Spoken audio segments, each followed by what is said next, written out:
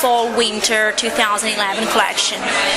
Our Fall and Winter 2010 collection was driven really by, again, our customers and our fans coming back to us and asking for something they could wear during the winter because of their addiction to the Fitflop summer sandals. So last season we did a little tiny test with a shearling boot that was loose-fitting, super comfortable, and something they could just shuffle around in really on a day-to-day casual basis, and it was a massive hit. We ordered just a few thousand pairs to test, and they sold out in about 2 weeks, and we were left for 20 more weeks of the season with nothing left to sell. So this season, obviously, we've repeated the same product, which is called our mukluk, and it's a little shearling boot, and we've done a mukluk tall, which is a taller version of the same boot, and they seem to have been received so far by retailers incredibly well. Then, again, sticking with the basics, because we've never launched a boot before, and we've never had a winter collection, we wanted to fill up the basics in a women's wardrobe before we went too trendy. So we designed some very simple, elegant, easily accessorized leather and suede short and long boots that you can pull on, that are easy to wear, that you can accessorize and can be worn in a multitude of ways, and are just really comfortable and make you happy when you walk in them. So I guess our idea for winter and for winter 2010 was happiness. It was, the world is sick of being in the doldrums. They want shoes that are going to make them happy. They want shoes that are going to make their feet happy. They want shoes that are going to give them energy, and so all of our boots for the winter were designed around the concept of renewed energy. Per quanto riguarda la stagione autunno-inverno 2011 ci siamo basati un po' sul concetto che ci hanno sottoposto i nostri fan, che hanno sempre indossato le nostre Fitflop e i nostri sandali d'estate, e si chiedevano che cosa potessero indossare invece per la stagione fredda. Erano quasi disperati perché si instaura quasi una specie di dipendenza da queste calzature. Quindi quest'anno abbiamo provato a fare un test con degli stivali in lana shearling che sono molto comodi e che possono essere indossati tutti i giorni. Ne abbiamo realizzati 1.000.000 come test e successivamente vedremo come andranno le vendite. Anche per questa stagione proporremo il mukluk, che ha avuto dei risultati molto buoni tra i dettaglianti, e comunque abbiamo intenzione di creare una collezione completa che comprenda stivali alti, bassi, in diversi materiali, in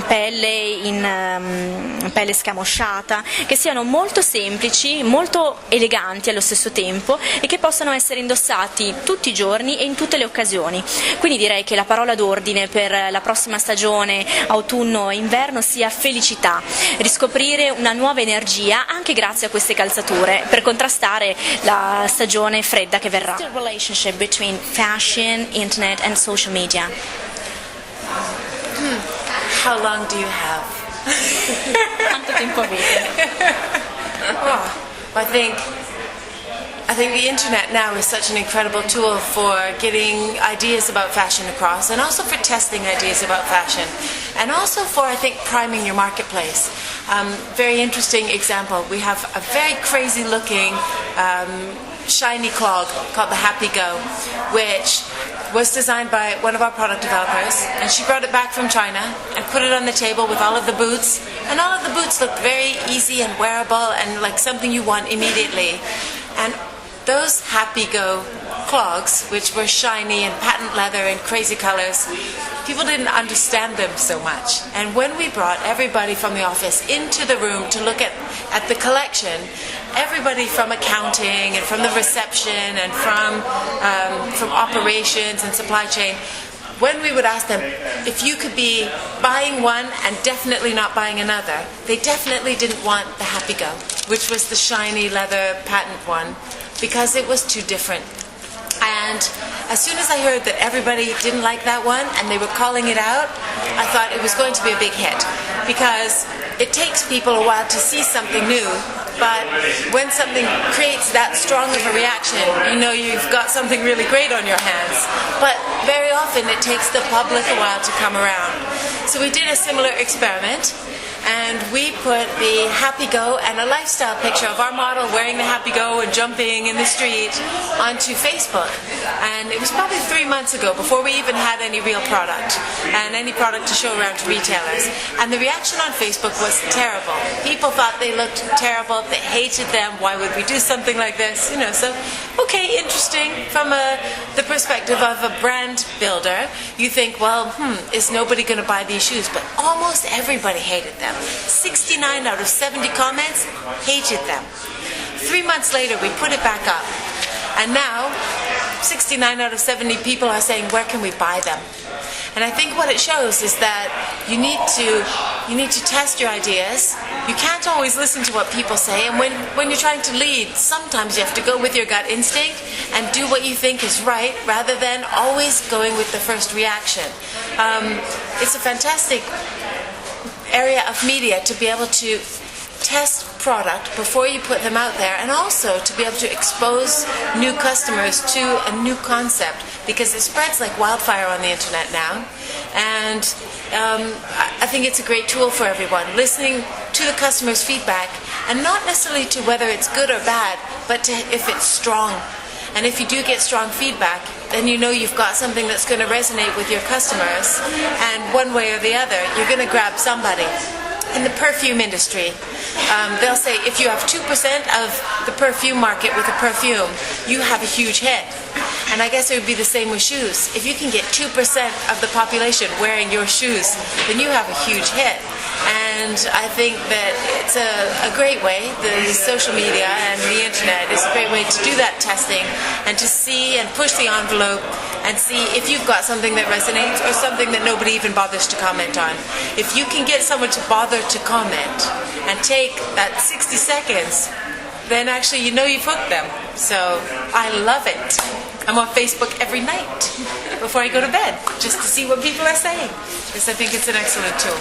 And not something that anybody should be afraid of. Posso dire che internet è uno strumento fantastico per poter testare le nuove idee di moda, ed è anche un grande mercato.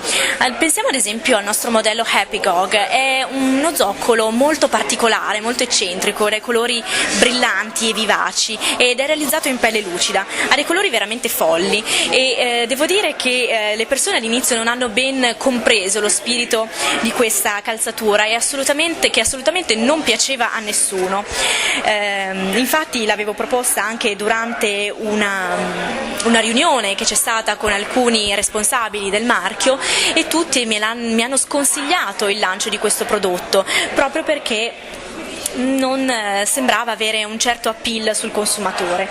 Io invece non ero sicura di tutto questo, e quando ho sentito tutte queste opinioni contrarie a questo zoccolo mi sono detta, allora vorrà dire che sarà un successo. Le persone comunque hanno bisogno di qualcosa di nuovo, e il pubblico ha comunque bisogno di tempo per potersi abituare e poter apprezzare anche nuove idee.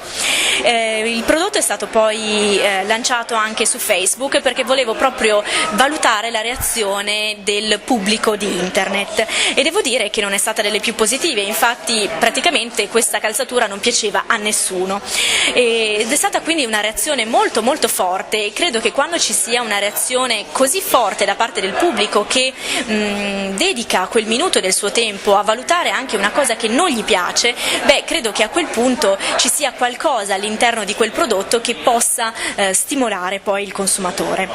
Infatti poi ho condotto la stessa ricerca 3 mesi più tardi, e la maggior parte del pubblico avrebbe acquistato questo nuovo zoccolo. Quindi credo che internet sia un modo ottimale per poter testare nuove idee. A volte non ci si deve basare solamente sui giudizi del pubblico, o comunque su una prima impressione, si deve anche agire distinto, ed è proprio l'istinto che ho seguito in quel caso, perché credevo ed ero convinta che sarebbe stato un prodotto di successo. Credo quindi che internet sia uno strumento fondamentale per poter testare e anche far conoscere dei nuovi concept, delle nuove idee, ed è uno strumento importante anche per avere un feedback, un riscontro dal consumatore. Infatti, come dicevo prima, l'importante è suscitare una reazione che sia impressionante, ed è quello che è importante. Lo stesso ad esempio si applica nel mondo della cosmesi. Si dice che se si riesce a coprire un 2% delle richieste richieste generali di un profumo, allora si è già raggiunto un buon successo, e credo che lo stesso possa accadere anche per le calzature. Quindi credo che internet sia veramente importante, e ad esempio io ci passo tutte le sere perché sono curiosa di andare a controllare i giudizi che vengono scritti sui miei prodotti. Marcia, thank you very much. Oh, thank you very much for coming. I hope you like your flip-flops.